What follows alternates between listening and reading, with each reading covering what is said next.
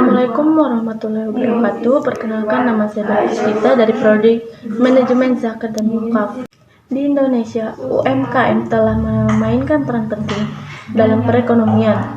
Lebih dari 52 juta perusahaan atau 99,99% adalah usaha kecil dan menengah, dan hanya 0,01% yang merupakan perusahaan besar.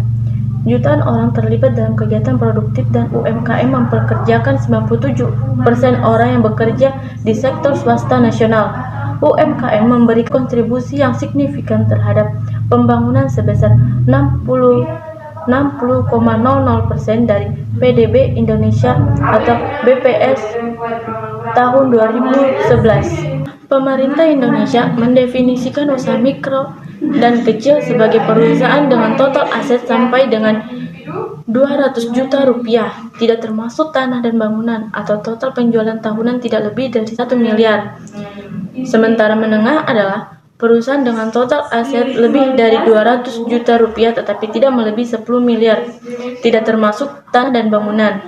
Menurut Ruth Gito tahun 2003.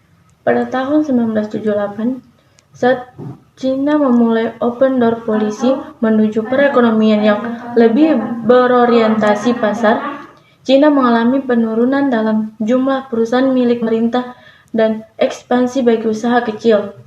Peran UMKM dalam pembangunan ekonomi merupakan kunci penting dalam proses reformasi ekonomi di Cina. UMKM adalah kekuatan utama di balik keberhasilan Cina dalam hal kontribusi terhadap PDB nasional sebesar 40%, skala aset, diverifikasi produk, dan penciptaan lapangan kerja. TIC mengacu pada teknologi yang menyediakan akses informasi melalui telekomunikasi. Hal ini mirip dengan teknologi informasi atau TI, tetapi berfokus terutama pada teknologi komunikasi.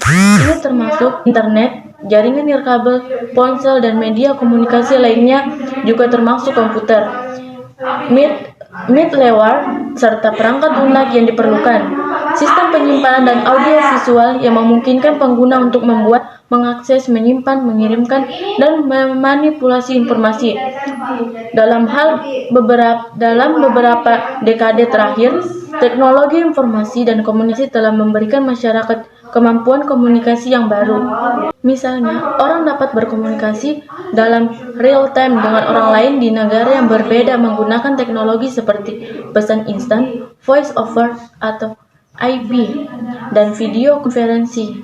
Situs jejaring sosial seperti Facebook memungkinkan pengguna dari seluruh dunia untuk tetap berhubungan dan berkomunikasi secara teratur. Informasi modern dan teknologi komunikasi telah menciptakan sebuah global village di mana orang dapat berkomunikasi dengan orang lain di seluruh dunia dan seolah-olah mereka tinggal di sebelah rumah kita. Untuk alasan ini, TIC sering dipelajari dalam konteks bagaimana teknologi komunikasi modern mempengaruhi masyarakat. Baik, itulah tadi pemaparan materi dari saya. Lebih dan kurangnya mohon dimaafkan. Wassalamualaikum warahmatullahi wabarakatuh.